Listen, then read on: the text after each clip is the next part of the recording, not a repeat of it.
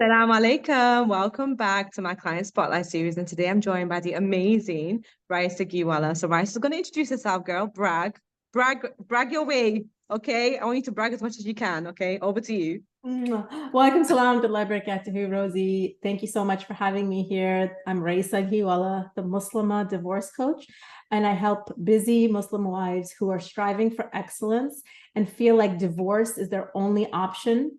And I help them to make powerful decisions from a state of clarity, confidence, and conviction rooted in taqwa and tawakkul, regardless of which path she goes down. Oh, can we just give him? Can we give him a minute for that? Mash Allah Mubarak fi. And right, so the work you do is so amazing. Allah Mubarak fi. I know it's such like a heavy topic for a lot of the Muslim community, but I believe it's so needed. So just want to let you know that it's such an honor to be like talking to you today and to have been in a space of coaching with you as well. So go, let's get to the likewise, Rosie. Love you, girl. As you can see, me and Raisa love each other so much. I genuinely love this woman so much. Allah about me. Allah preserve our relationship and our love for each other. I mean, and make it grow. I mean. Okay. So the first question is, what made you join, girl? What made you join Sacred Family Pleasure? Oh, okay. So this was my third time being in a cohort with you. I think in the span of 2 years, I signed up 3 times. So I knew what to expect in terms of how you hold space for people in terms of as they're healing and growing. And I wanted to join this time because I really wanted to be in your energy. I wanted to have that up leveling in how I think about the challenges that I was having in my life, in terms of my relationship with my mom, in terms of my relationship with my daughter. And I just wanted to have that energy that you exude, Rosie. And that's why I decided to treat myself and give that to myself. Oh, I love that, girl. You did treat yourself. And can I just say, it's always been an honor coaching you. Like, I just love being in your energy, right? So I don't know about it. You have such royal energy. Like, you just exude that elegance and that sophistication. So just being around you and coaching you, I don't know about it. That for me, that was such an honor. So thank you so much for being a Sacred Family Pleasure and creating that safe space for other women to heal together as well. My pleasure. So how much of a hot mess was your life before you joined Sacred Family Pleasure? It doesn't have to be a hot mess. Well, what challenges were you going through? Yeah.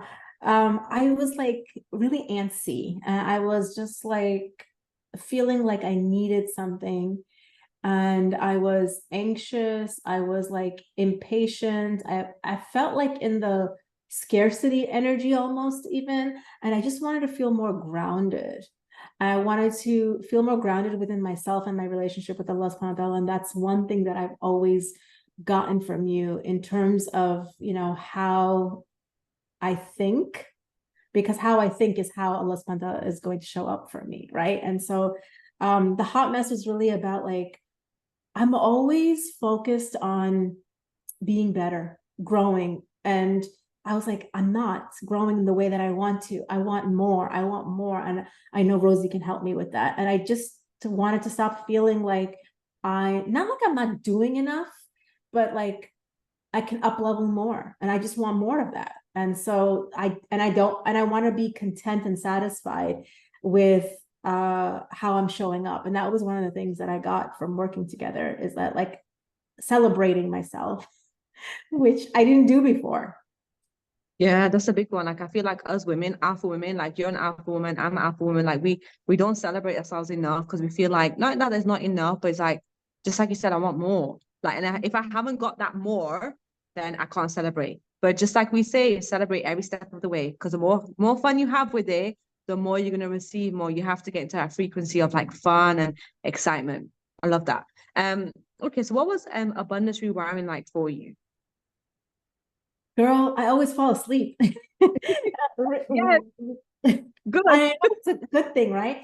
Always fall asleep, whether we're doing it live or I'm listening to the recordings, because it's just takes me, and I know most of our thinking is 90% of our thinking is at the subconscious level, right? So going back into recognizing what are my subconscious thoughts and patterns of thinking, and being able to go back to that space, and heal that little girl within. Because I love how you say, like, we had these two identities, one of the wounded girl and one of the future identity, like the grown future identity, the best version of yourself, those two. And there are parts of each one of us that need healing, right? And that's what Allah subhanahu wa ta'ala is always inviting us back to. So abundance rewiring was really helpful in allowing me to tap into that part of who I am and myself, the parts that needed healing, and to just say goodbye to her and leave her, give her what she needed, so I can step into that best version of myself, who I am today. And so, like, it really allows to let go of the baggage that we carry and evolve. Oh my God, that's so true, right? So like, what was it like releasing that baggage? 'Cause I feel like people have like, they don't know what it's going to feel like because they've carried it for so long. What did it feel like just releasing whatever baggage you were holding on to? Like, that was in the past. That was who I was at that time in my life. And it no longer has to be that way. I could like lovingly release the stories that I was holding on to, or the thoughts that I had, the way, like the thinking patterns that I had brought with me, the childlike, immature thinking patterns that I had brought with me up until now. I could let go of those, and, you know, in a loving way, to that little girl who was just trying to survive. And so it was really, I could put her to rest. I could put her to bed and let her rest, and me step into the potential Allah subhanahu wa ta'ala has given, you know, created me with. And it sounds kind of like vague, but you really have to experience it to understand what is abundance rewiring. It's really stepping into the abundant soul that Allah subhanahu wa ta'ala has created us with, and the things that block us, the way that we perceive ourselves, think about ourselves, and beliefs we have about ourselves that block to stepping into that abundant potential that we have. Oh my gosh, girl, that is so good. That's so good. Oh my God, you just like hit the nail on the head. Abundant soul, like our souls are so abundant. Like everyone needs to just go back to their original state of being abundant. Oh my Mm. gosh, like if we all went back to our original state of being abundant, traumas would be gone. We'll be focused on the future. We'll just be in our happy place 24/7. Like in our minds, we're just like, We can yep, experience Jannah on earth, you know, literally. or some parts of it, like some form of it, you know. Exactly. I know. Oh my God, amazing. So, and what were your biggest breakthroughs? Mm. I have to say, there were so many breakthroughs, but the one that keeps popping out for me is how you helped me through, you know, a difficult time I was having with my daughter, and how I had interpreted it to mean something about me and my worth, and that I'm a failure, I'm not a good mom. And in that moment, I really needed that coaching. And subhanAllah, it ended up that was when I was going through that experience with her, was the time that it was our coaching call. And you helped me so much with having that love and that compassion for myself, to really discredit that belief, that old belief that I was having. And now it's like, hey, I know it. I know that I deserve that level of compassion, because I'm always doing my best. I'm always doing my best, and my best is enough. And so not blaming myself or harshly criticizing myself because of her behavior, relating her behavior to my worth, helped me to really step into the best that I have to offer her, and be that support to validate her, and to hear her, and to support her in her own anxieties that she's having, that limiting her from doing what she needs to do. And without that, I was just pressuring her, you know, because I had that pressure on myself that I have to get her to behave a certain way. So I was putting that pressure on myself, and I wasn't able to like connect with her in the way that she needed. So when you help me to really like heal that belief of I'm a failure, and know that it's not true, and look at it from a different perspective, like, no, I'm doing my best, and I'm clear on my intention and what I'm doing and how I'm doing it in a way that's pleasing to Allah, and that's good enough. So let me release the outcome to Allah and just do my best. Girl, so good.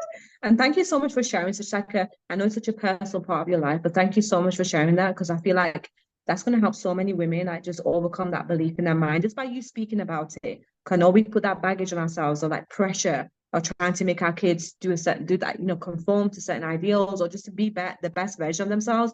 But you release that pressure from yourself. Oh my God, I just know that's going to help so many mothers out there. So thank you so much for sharing that, Rayesa. I appreciate it. Pleasure. Oh yeah. What was it like healing with the other women? Because I know like we always have this fear of expressing our personal and like deepest, darkest secrets in a group setting. So what was that like, Rayesa?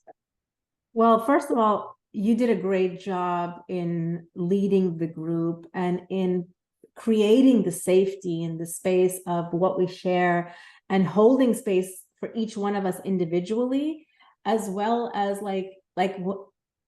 helping us to hold space. Like you're doing the work, but we're following in terms of holding the space for each other and just listening to other people's struggles. You can find yourself in other people's struggles because we're all human, so we have so many similarities in our struggles, right? And you heal and you grow while someone else is being coached because your ego is not being, triggered at that time. So you definitely up level and heal and grow as you're witnessing another person being coached and in the session.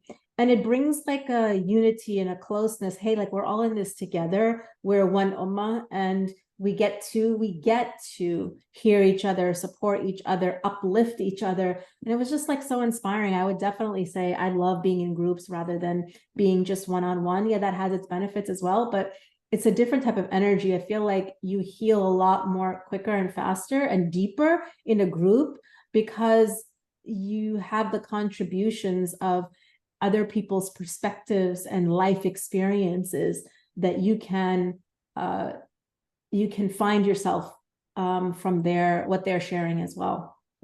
Oh, so good, Rayesa. That is so key. Group healing, like you said, that group part. I'm just so adamant and inspired by it because I know that the benefits of it, just like you mentioned, it's just phenomenal. So yeah, so good. Okay, final question. Okay, let's say someone's like watching my content, reading my content, and thinking, okay, they've seen this test, like you talking about your experience.